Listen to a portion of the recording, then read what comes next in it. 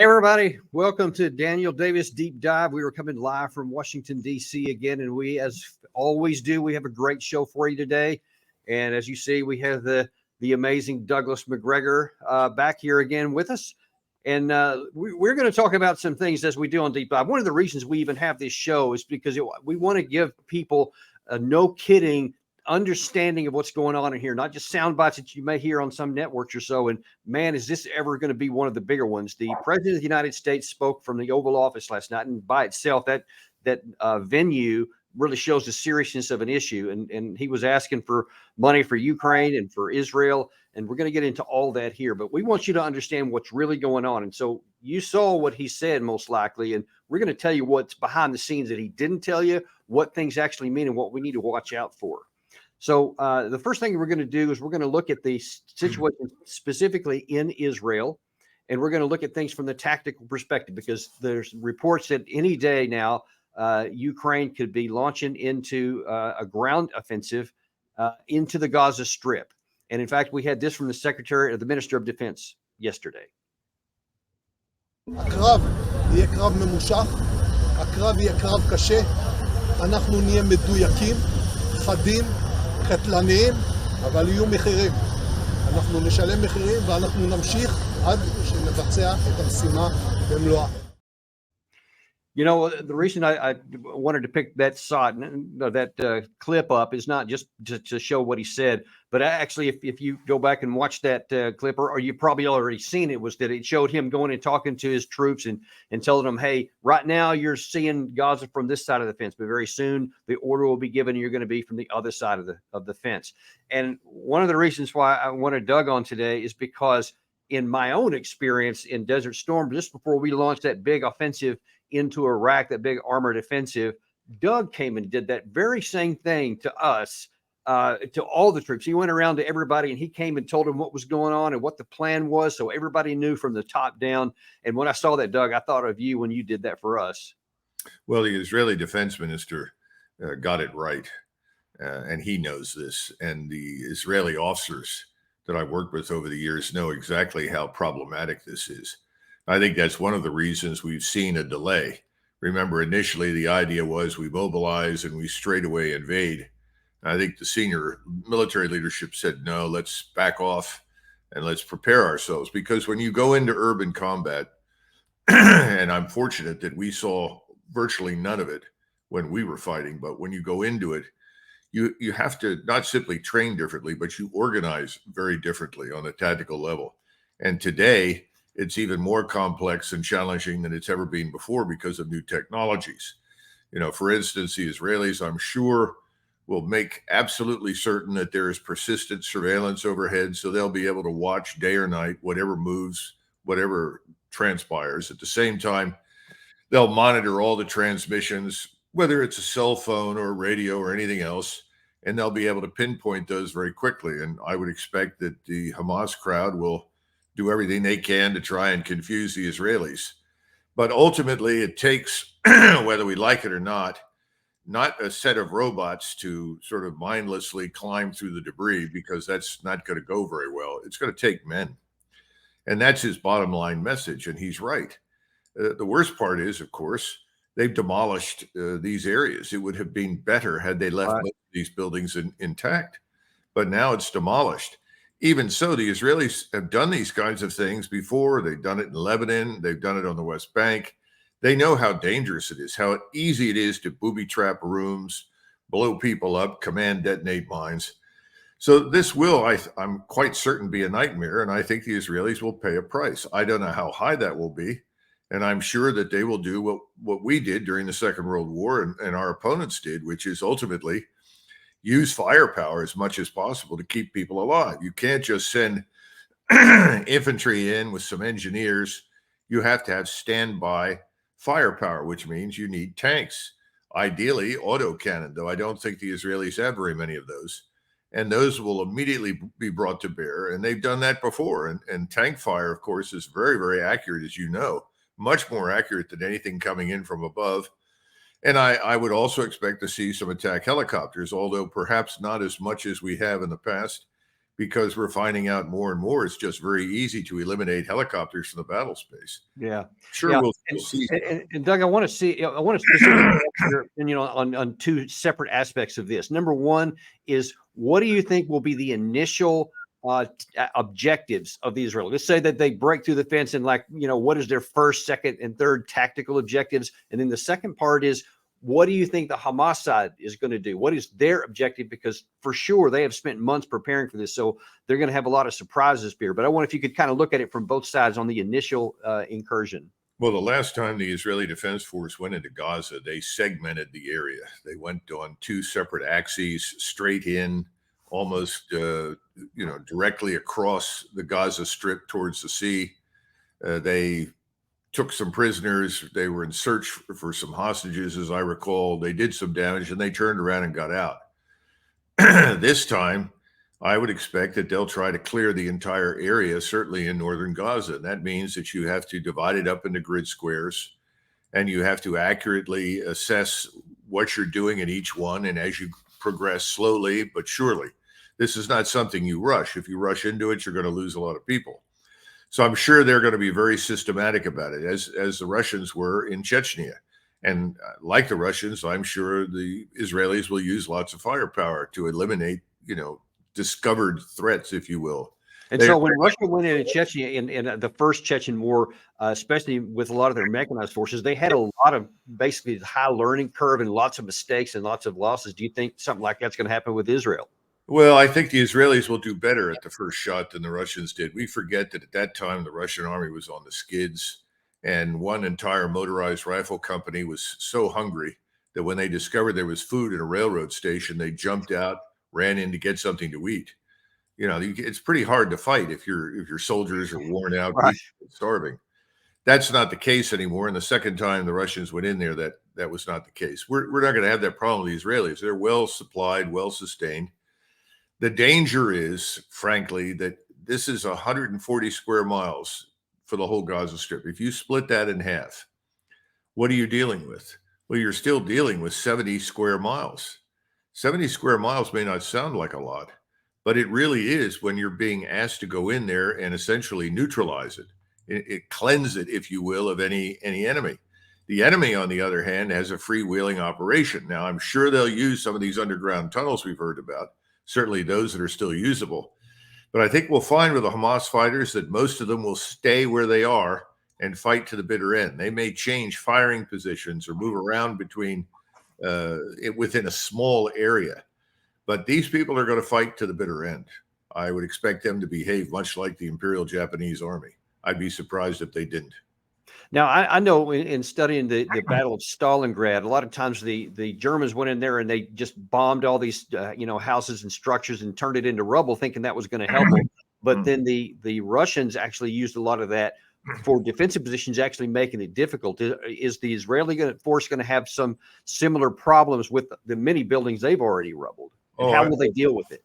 I think so. And of course, the other thing, let's assume the buildings were still there. They probably would have booby-trapped large numbers of them. So sending somebody in initially would have been problematic.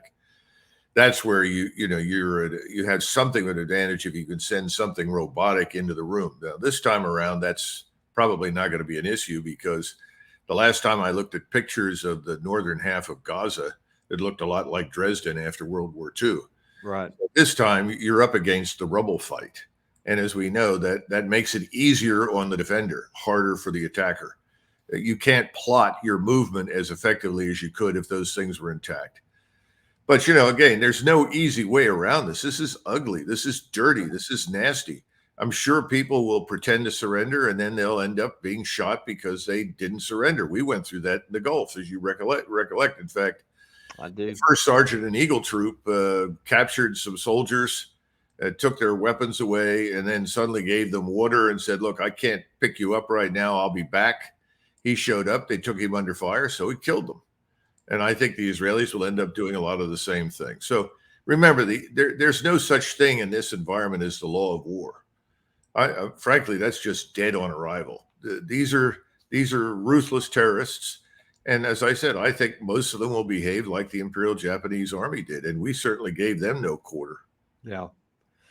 Now, tell me, what do you think about the duration here? Because the longer this goes on, any Western country, and maybe Israel's a little bit different in that they don't like casualties. And when they start seeing large numbers showing up on the TV screens and the social media, it starts to be a problem. And of course, Hamas will do everything they can to extract as many casualties as they can, as you just mentioned, in their tactics and way of fighting. How long do you think this might take to actually accomplish Netanyahu's claim that he's going to destroy Hamas, not just punish them, and then also have to deal with that issue of time and casualties? Well, first of all, Hezbollah has made it clear that in the event that the IDF goes into Gaza, they will attack in northern Israel. Hezbollah has about 100,000 fighters. Estimates are 130 to 140,000 rockets and missiles, of which about 40,000 are very accurate, very deadly, very lethal. The others are not so accurate, but of course, if it lands on you, you're dead, or certainly badly wounded. That's going to have a big impact. The Israeli force is not really that large. And this is one of the reasons that I think the Israelis extracted from President Biden the solemn promise that if Hezbollah attacks, we will launch airstrikes in support of the Israelis into southern Lebanon. Now, this is another problem, because as soon as Hezbollah attacks, I think the rest of the Muslim world around Israel will begin to organize to fight. And I think it's only a matter of time until the entire region joins the fight against Israel. This is the problem with going into Gaza. And now, if that happens while they're fighting in Gaza, how far are you going to get in Gaza? I mean, how many forces are you going to use? I think we're looking at 10,000 initially, but those are 10,000 combat troops. When we say there are almost 500,000 soldiers in the Israeli army, that's misleading, because you and I know that less than half of that consists of combat troops. Right. How many combat troops can you commit on the two fronts simultaneously? And again, in 1973, they were able to essentially hold in front of the Egyptian lines, because the Egyptians did not advance very far after they crossed the Suez, because they just wanted to regain their territory. On the other hand, Syria was a much more serious threat, because they were trying to breach the Golan Heights and essentially motor right into central Israel. So they dealt with Syria first, then they turned their attention to Egypt. And that also included air power, because at the beginning, air power wasn't very useful because of air defenses. Now, we don't know to what extent the Russians in Syria are going to commit the air defense capabilities under Syrian leadership to fight the Israelis. I mean, Okay, so that gets us into part two of this discussion, is the operational stuff. And now you're looking here. So there are pros and cons for Hezbollah to actually come in and enter this fight because of the almost, I don't know if it's certainty, but certainly high probability that the U.S. gets involved with that. But what is it from a Hezbollah's perspective? What do you think would give them the go, no go decision? And do they risk having an open war against Israel and against us? Oh, I think so. I think, first of all, remember, Hezbollah is operating on its own turf. We don't know to what extent they have air defense technology that can neutralize or damage our aircraft. We just don't know. We do know that the Russians in Syria absolutely have air defense technology that can do serious damage to us. So that's an unknown at this point, but that's part of the operational picture. I don't think there's any question but what Hezbollah will enter. And I think the Israelis will be hard-pressed to deal with them while simultaneously trying to clear things in the south. And then keep something else in mind. Remember that the Israelis themselves created this Hamas mess. They stood it up, and they bolstered it over time on the assumption that they were splitting the Palestinian opposition in a way that served Israeli interests. Israel's not unique in this. All powers at one time or another have done these kinds of things. But now I think it's backfired very badly. Hamas is no longer the Lone Ranger, and I would expect a serious uprising on the West Bank against the Israeli presence there, as well as fighting in Hamas and fighting against Hezbollah. Yeah, that's my concern, is that if Hezbollah does come in and now then the Israeli Defense Forces actually have an actual two-front war, is then if this so-called axis of resistance actually stands up and it comes in from the West Bank as well as Americans, I've been Iraq and Syria potentially coming under fire from a lot of these groups. I mean, this could get messy really fast. Well, remember, the Egyptians have already committed 3 or 4 divisions from their army to the border with Gaza. Oh, actually, I didn't know that. I'm told that they're going to move as many as 300,000 troops to the border. Now, that may not seem significant because people will assume, well, they're there to keep the Gazans from pouring into Sinai. Well, perhaps I think that's true, but once they have all those forces there and large numbers of people who are Arabs inside Gaza are dying, how difficult will it be for General Sisi to stay out of this fight when he's going to be pressured by everyone in sight to somehow or another rescue the Arabs in Gaza? And that's just the beginning. We haven't even talked about Jordan. I would be surprised if the king of Jordan can hold his kingdom together very easily because more than half of his population is now Palestinian. So this thing just gets worse the more you look at it. And then, of course, you have the Iranians in the distance, who I think will only operate through their militias. I don't think that they will lob theater ballistic missiles at Israel because I think they reasonably expect the Israelis to respond to that with a nuclear weapon. Now, if the Israelis use a nuclear weapon, I think they will be in serious trouble because I think the whole world will desert them at that point. So then you think that if this axis of resistance kicks up, Hezbollah comes in, et cetera, but you think that Iran per se will try to stay out of the fray? Yeah, I think directly they will initially. The Turks are the open question right now. We know that they are preparing for the contingency of fighting against Israel and us. And you and I talked years ago about all of these films being marketed in Turkey that were breeding hatred for the United States, that talked about Turkish forces resisting the U.S. military in Iraq. Well, this is fertile ground for serious trouble with the Turks. And the Turks are unlike anybody else in the region. Once they commit, if they go to war, they're all in until the bottom is reached in the fight. They will fight like hell. It will not end easily. It won't end quickly, and it may not end at all. It may drag on for a long time. So how do you keep the Turks out, especially when, we shot down one of their drones recently? The Turks would like us out of northern Syria. We've insisted on staying there. We have 1,000 men up there. I would like to see them, extricated as opposed to being sacrificed pointlessly. And then, of course, you have the Turks at sea. And then we have to add in the Russian variable, because the Russians have told the Turks, the Egyptians, and others who are interested in delivering humanitarian aid to Gaza across the beach that they will escort their vessels. So now you have a potential confrontation rearing its head with the Russians. And the Russians, of course, are not going to sit there quietly if Iran is suddenly attacked. One of the most dangerous things that I've heard recently from the Hill is people are saying, well, now's the time to do in Iran. This is insane. And again, we don't understand. And you and I have been over this before. We're not what we were in 1991. Right. Demographically, we're not the same nation. And the potential for trouble inside the country, in our own country, is enormous. Now, let me ask you this, Doug, because we're going to talk about President Biden's speech in just a minute and what that portends for us. But what you're describing here, I know a lot of people are probably listening to this and they're thinking, oh, that's fantastical. All those things aren't going to happen.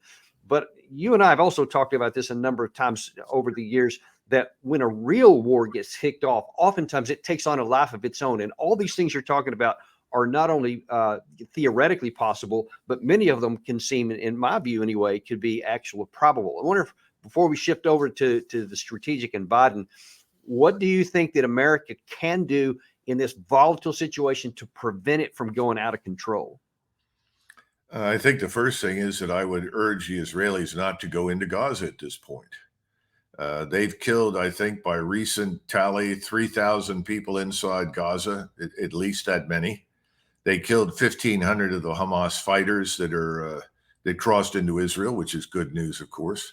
But the Israelis want blood, and they think that they have the chance to permanently eradicate Hamas. But the truth of the matter is that you and I know that won't happen. Hamas is, after all, principally an idea. Right. It's not just people. Killing an idea is far more difficult than killing people. And again, you start blowing up people's houses, just killing their families, you just breed more enemies. So I think the president is the one who steps up and says, look, we support you. and we're going to continue to support you, and we'll help you secure Israel. But you cannot go into Gaza and then convene a meeting with the leading powers to sort this out, find a way forward. And again, this means that somebody like Mr. Netanyahu, who prides himself on being, the minister of Israeli defense as well as its prime minister, and basically talks a great game of I will defeat all of Israel's enemies in perpetuity, he's going to have to face something else, and that is the requirement to sit down and ultimately be flexible on some of the issues that Israel has rejected out of hand. Well, now what you just said there makes so much sense, and it is absolutely possible to get this contained. And if we prioritize diplomacy over just giving weapons and ammunition and saying we support them, there is a real chance to keep this thing from happening. However, as we saw last night, there was a bit of a problem with that, even that mentality. First of all, President Biden last night said this. Hamas and Putin represent different threats, but they share this in common. They both want to completely annihilate a neighboring democracy, completely annihilate it. Okay, so you see right off that bat that he's tying, Hamas and Russia and everything else together so that everybody's a bad guy. And that means we have to go after them until Ukraine wins, until IDF has driven Hamas and destroyed them completely. That seems to be the opposite of what you just suggested. Well, this is a replay of the George Bush speech on the axis of evil, where he effectively said, you are either with us or you are against us. This is the dumbest thing that you can possibly say or do. I mean, the most intelligent approach when you have to fight anybody is to practice economy of enemies. In other words, find out who the people are that you really don't want to fight, find out what their interests are, and find a way to keep them out. And at the same time, focus your attention exclusively on the individual or individuals that you're trying to destroy. If you go back through history and you look at all the statesmen that were successful, they did this. Even George Bush Sr. understood this very well and did a brilliant job of isolating Iraq in 1990.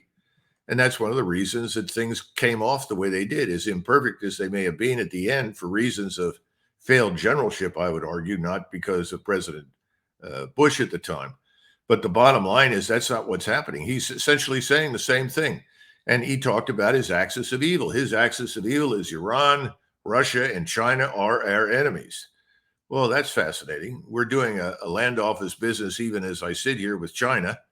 The Chinese have no interest and have never expressed any interest in fighting us. The Chinese aren't taking any aggressive actions. This is a lot of nonsense. They never stopped a commercial ship. The only thing we should be worried about is commercialism. In other words, doing business. That's our principal interest. But all of this fits in with this sort of neocon globalist approach that says, if you don't look like us, if you don't live like us, if you don't have a government like us, you're the enemy. Well, we're going to be busy for a very long time. We are. And so, unfortunately, drafting off of that, Biden also said, here's what he said. Actually, Gary, if you could play number 3 on this one. For 75 years, NATO has kept peace in Europe and has been the cornerstone of American security. And if Putin attacks a NATO ally, we will defend every inch of NATO which the treaty requires and calls for. We'll have something that we do not seek. Make it clear, we do not seek. We do not seek to have American troops fighting in Russia or fighting against Russia. Beyond Europe, we know that our allies, and maybe most importantly our adversaries and competitors, are watching. They're watching our response in Ukraine as well. And if we walk away and let Putin erase Ukraine's independence, would-be aggressors around the world would be emboldened to try the same. The risk of conflict and chaos could spread in other parts of the world, in the Indo-Pacific, in the Middle East, especially in the Middle East. So what say you, Doug? Is that true that if we don't stand firm and just keep fighting in Ukraine, if we don't do everything to make sure that Israel destroys Hamas here, that our enemies across the world are going to see that as weakness and move into us? What do you say? In the 1990s, NATO ceased to be a defensive alliance. It had no raison d'etre. The Soviet Union had collapsed. Most of us thought that the NATO alliance, if we're going to retain it at all, should be viewed as something that prevents any further wars from breaking out in Europe. We turned around, weaponized NATO, and hurled it at the Serbs over Kosovo, which was not really necessary. We could have achieved a settlement there without killing anybody. And a lot of people knew that, but there was a desire in Washington to be righteous and moral and punish the evil servants. We have this passion for demonizing anybody who doesn't cooperate with us or won't agree with us, and turning them into this sort of anti-democratic element that has to be expunged. So the whole idea of alliances keeping us safe doesn't make any sense anymore, because yesterday's friends are not all our friends anymore, and yesterday's enemies in some cases have become our friends. We live in a world of shifting interests. We should be looking at the rest of the world as what I would call limited liability partners. Sometimes it makes sense for them to cooperate with us and for us to cooperate with them, but we don't really need permanent enemies, and there are only rarely do we have permanent friends. You got George Washington said that we don't need permanent friends or enemies. Exactly, because our power can keep us safe. We don't need to have to tie it to anybody else, and then certainly not to fight everybody else's war like he's wanting to, especially with Ukraine and potentially with Taiwan. That's not our job. This is the kindergarten school of statesmanship.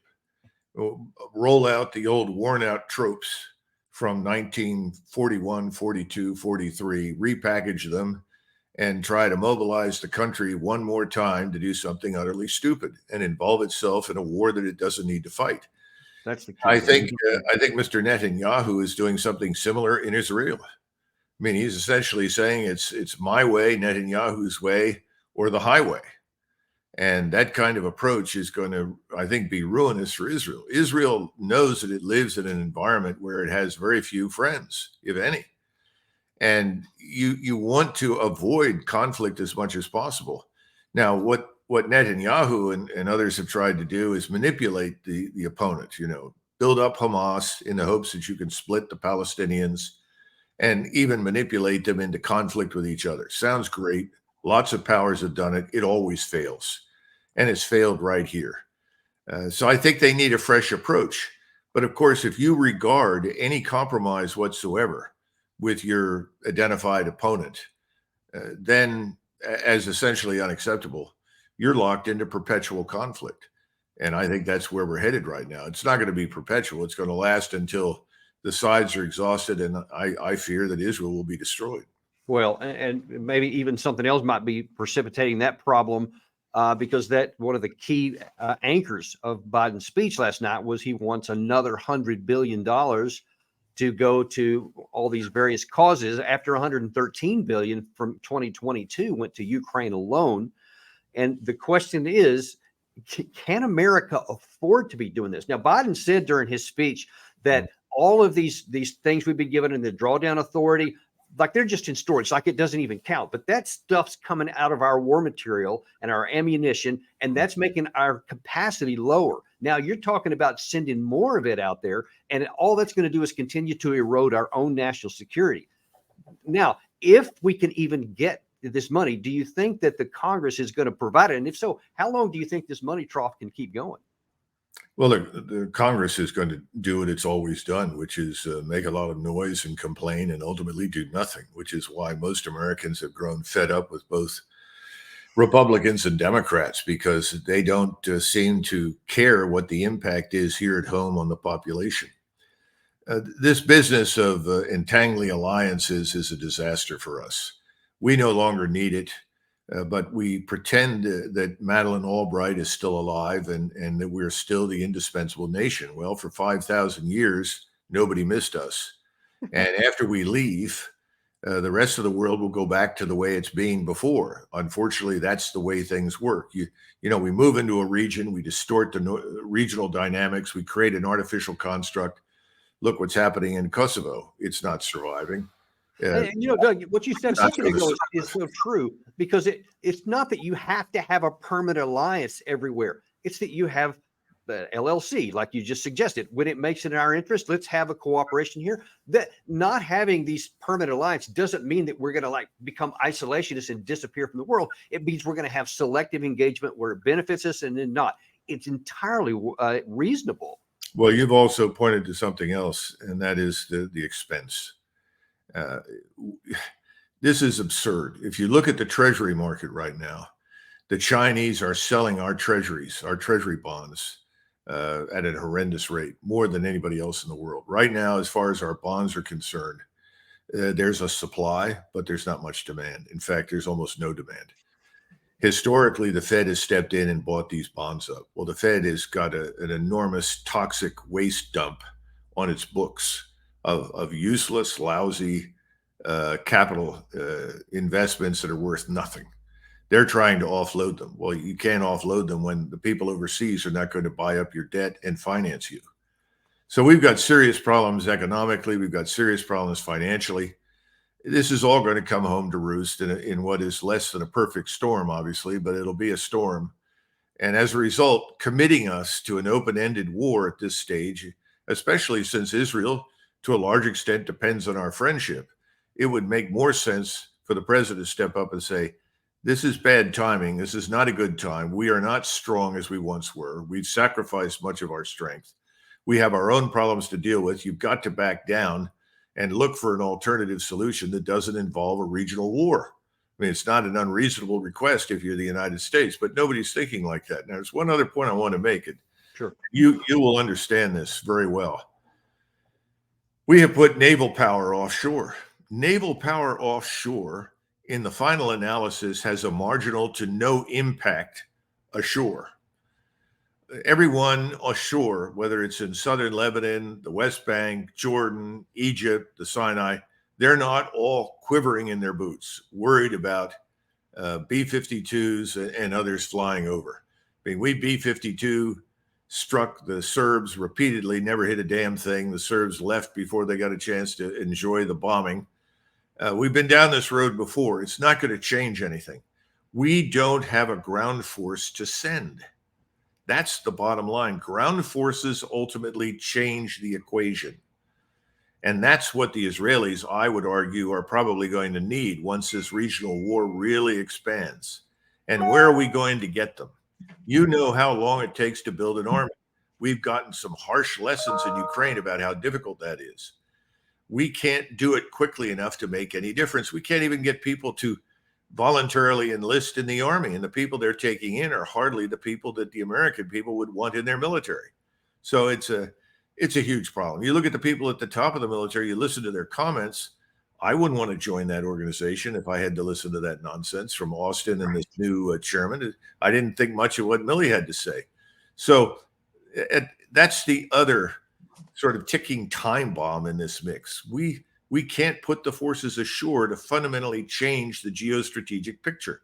Doug, I have seen all over the Western media, just all over it, this reflexive, I stand behind Israel, and certainly understand that they are, the best democracy in the Middle East, and they have been our friends for a long time. That's fine. But my problem is when we say that reflexively, we don't think about all these things you just mentioned and the potential for dragging us into a war that could perversely lay the groundwork for getting them in more harm, as opposed to what you suggested, saying, hey, you're going to have to limit yourself. Our power is not unlimited. And this could get you a two-front war and possibly even more. And your interest could be even more harmed than doing what you suggested, which was, let's basically seal off these guys and use, not go in, try to have some kind of negotiated settlement or whatever it needs to look like that doesn't result in even more harm to the Israeli country. Well, you often make this analogy. You talk about the outbreak of the First War. And what made the First World War a world war was Britain's decision to enter it. Had the British stayed out of it, it would have been a regional war. And probably the British were in a position to intervene and help negotiate an end to it. Instead, they joined it. And as a result, tens of millions of people died. The war lasted almost 5 years. It was a catastrophe. I see us in a very similar position. And the British at the time had no army. Well, yeah, they had an army of 250,000, of which they could send 150,000 to France. Well, that was pitiful. It was too small. It fought very hard. It tried very hard. It was almost completely exterminated. When it was over, the British could not control more than 20 miles of the front versus the Germans. Everything else was left to the French, who by then had lost 600,000 casualties or more. This is not exactly the same. Nothing ever is historically. Right. But it's a similar event that stepping into this almost guarantees that we're going to get a regional war. If we were to take a different position, as we've discussed, because we are concerned about Israel. We want Israel to survive. We have two camps now. One says, let's kill everybody who doesn't like Israel.